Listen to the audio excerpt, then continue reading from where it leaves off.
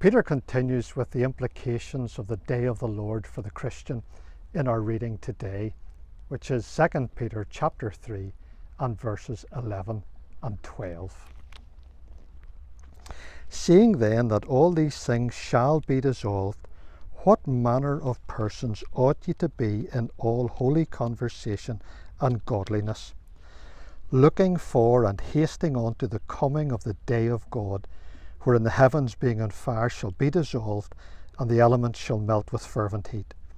Nevertheless we, according to his promise, look for new heavens and a new earth, wherein dwelleth righteousness. When I was a young Christian in the 1970s, there was a lot of focus on prophetic events.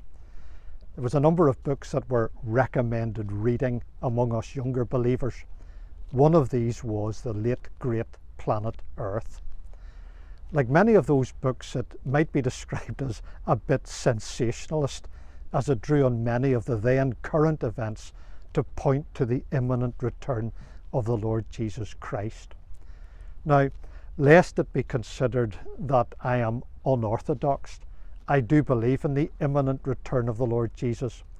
However, I do not believe it because current events may or may not be lining up.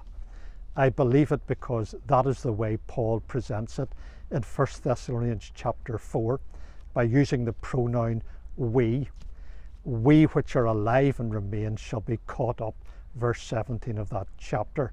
Paul felt that he could be involved in it as one of those that were alive and remained. Peter does not present the day of the Lord to fire our imagination or to satisfy our curiosity about what will happen in the future. Indeed, he actually covers it in very few words. What he is more interested in is reminding us of the important effect it should have upon us in the here and now. Seeing then that all these things shall be dissolved, what manner of persons ought ye to be, is what he writes in verse 11. There is a sense in which he is really saying that if the earth also and the works that are therein shall be burned up, as he did in verse 10, we would not want to be caught up in what will be destroyed. We would want to be involved in what will endure, what will survive the fire, as Paul indicates in 1 Corinthians 3, verse 14. The anticipation of the end of all things, as Peter describes it in 1 Peter chapter 4, verse 7, should spur us on to holy and godly living. What manner of persons ought ye to be in all holy conversation and godliness, is what he writes in verse 11. As history moves inexorably to the dissolution of this material universe, the universe in which man has rebelled and sinned against God, we ought to stand out as those who live in glad anticipation of new heavens and a new earth, verse 13. Unlike the scoffers who say, where is the promise of his coming, verse 4, we know that the Lord is not slack concerning his promise, verse 9, and so we live eagerly according to his promise in verse 13. When Peter writes about looking for and hasting onto the coming of the day of God in verse 12, he brings together two words that emphasize the idea of eager expectation and anticipation.